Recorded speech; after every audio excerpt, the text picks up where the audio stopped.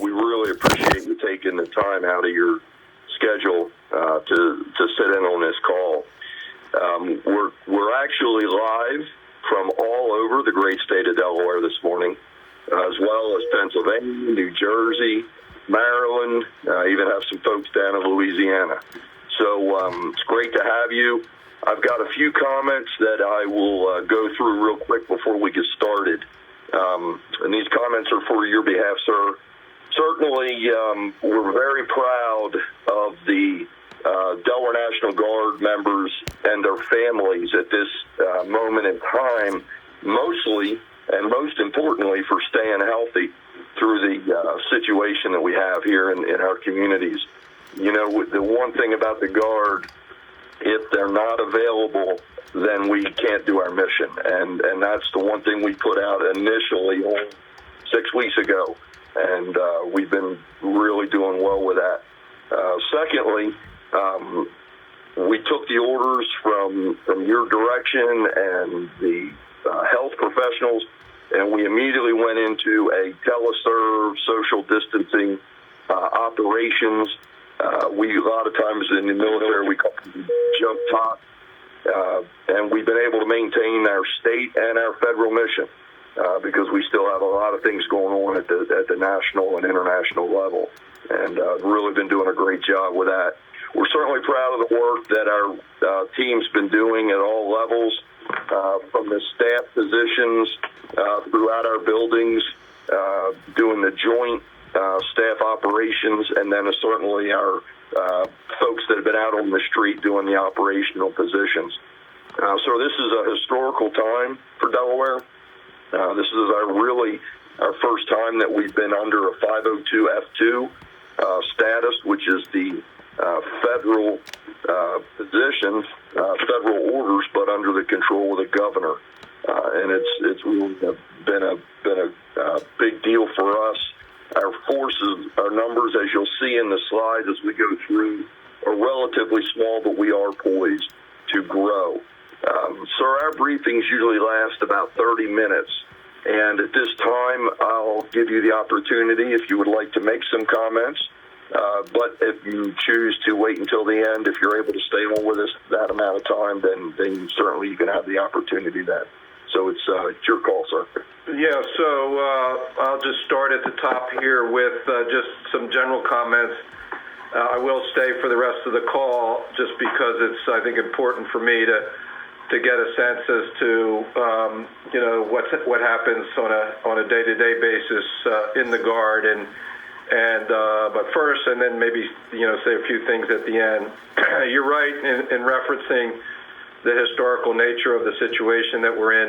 None of us have been here before in any part of the country. The last pandemic of this kind was back in 1918, and I know none of us were around then. And so it's day to day, it's something new and different, and I just can't be more proud of the team that we have on the ground here in Delaware, from our leadership at the Department of Health and Social Services, Dr. Walker and Dr. Rattay, Division of Public Health, A.J. Shaw at the point there with Delaware Emergency Management Agency, you, General Berry, and your command staff there at the National Guard, our first line healthcare workers at all our hospitals who are doing the vast majority of testing through this pandemic in the last 6 weeks or more, the hospital workers who are treating the patients, everybody that's part of the team have been doing it in what I know as the Delaware way, which is that we all are a state of neighbors. We treat each other like neighbors, and we pull together like neighbors. And I've seen that in incredible ways over the last 6 weeks in a really incredibly difficult time. And I know your role, you're ready to go at a moment's notice, and I can't tell you how important you were and your small team there that deployed to the Delaware Psychiatric Center at a time when we really had very, very nervous state employees in very difficult situation with some of the more challenging neighbors that we have, the patients there, and with the outbreak there, and the degree of confidence that your people just being there, just their presence instilled in the staff, enabling them to go to work and to do the important work they do is just incredible. And I know that's the case across the state. Your help with the school feeding programs and the rest of it. Just can't thank the men and women of the Guard enough. We know that we can always count on you, and you're right, you can't respond if everybody isn't safe and you're taking those appropriate precautions. So my hat's off to all of you, to you, General Berry, for your leadership. We appreciate everything you do as part of our team, and I look forward to sitting through the rest of the meeting to hear what's top of mind today. I'm a little embarrassed sitting here with my Chief of Staff as we listen to the really comprehensive nature of the reports, the concise nature of the reports, the discipline within it, and then compared it to our own conference calls with our cabinet and with hospitals and elected officials, not quite as crisp and precise. We certainly could learn something from you and your team, and we certainly appreciate all the contingency planning, the support for our health systems and hospitals, really incredibly important.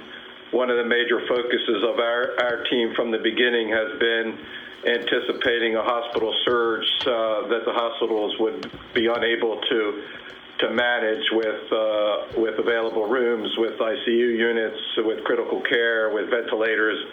I feel pretty good about that. At this point, we are seeing the surge in Sussex County. I will get into that in a minute because it's a very serious one with I think serious implications about potential problems down the road. But just very impressed with all your contingency planning. It's just about every part of this kind of unprecedented situation. I didn't know that General Vavel was on the line. Otherwise, we could have gone to him first to get a report from the 1918 flu pandemic. I'm sure he was, as you say, a young private at the time, General Fleming.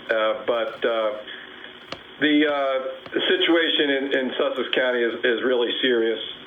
Sussex County moved into the top 100 hardest hit counties in the country with the recent uptick. And of course, we've got a two-tracked approach to it, both testing workers in the poultry plants, which is where it's originating, as well as community testing in those small towns, starting with Georgetown, Milford, Millsboro, Seaford, and we appreciate all of your support for that. As I know that when people see the National Guard there, they have a heightened level of confidence that things will be taken care of and safe, and so appreciate the public affairs unit capturing those photos and getting them into the newspapers and online so that folks know that the Guard is on the ground at all these places. Really good photographs with respect to your help of the feeding programs, and thanks for your continued engagement there with the Appoquinimink School District. We're moving into a very more difficult time, I think, than the whole thing so far, and that is planning to reopen parts of the economy and reduce some of the restrictions to movement, but at the same time responding and trying to put out the fire there in Sussex County, which is at the moment concentrated in immigrant Latino populations and Haitian Creole populations, Caucasian populations in various of the small towns.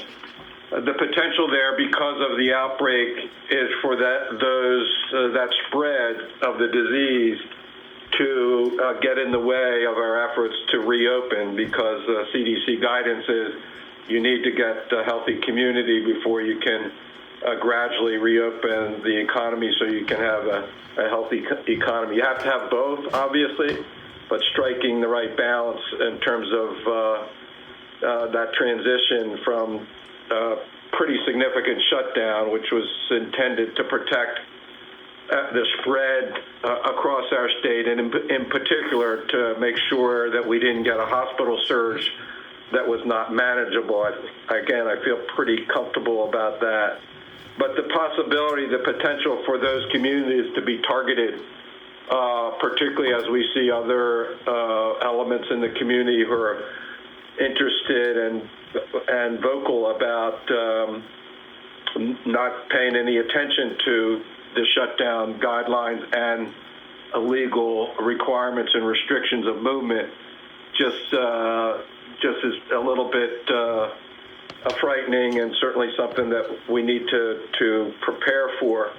There were talks as we moved through the situation, responding to the situation at the poultry plants, about locking down and quarantining neighborhoods and the communities and using the National Guard to do that.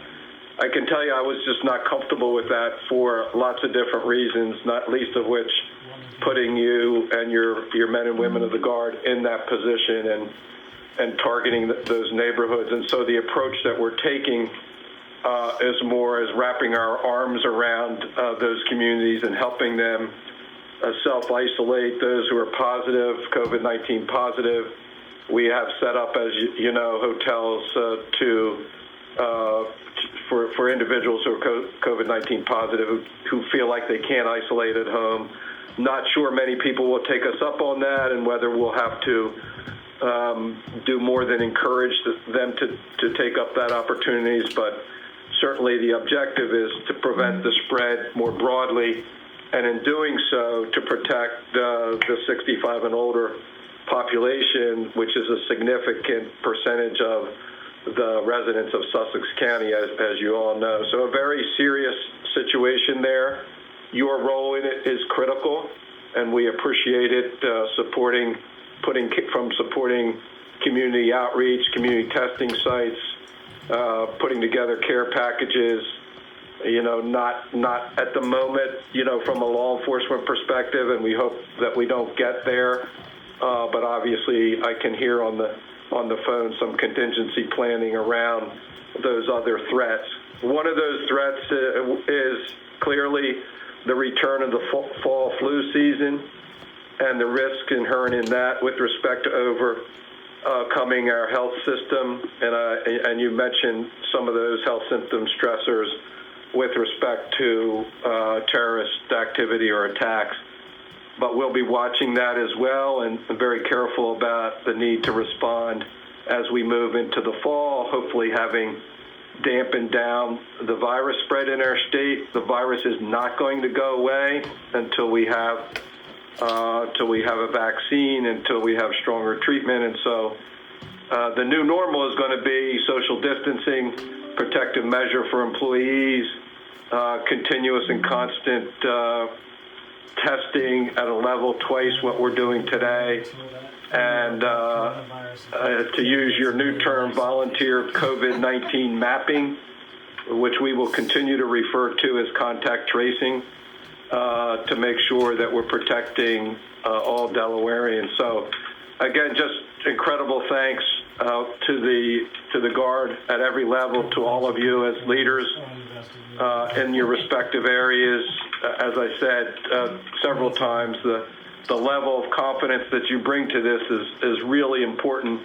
Our ability to get the public to voluntarily comply with all the amendments to the state of emergency declaration really depends on public confidence. And the minute we lose that, we're in big trouble. And so your role in that is incredibly important, and just appreciate everything that you're doing at every level. And to you, General Barry, and your command staff, thanks so much for what you're doing. And we're going to take a few pages out of your playbook for our conference calls going forward. So thanks very much. We appreciate your good work. Yes, sir. And thanks again for taking this call. We close out, I'll give everybody a chance to take their phones off mute, but we close out our meetings with a really strong motto that represents what we're all about in the Guard. And we'll end the call with that. It's simply always ready. Always there. Take care, everybody.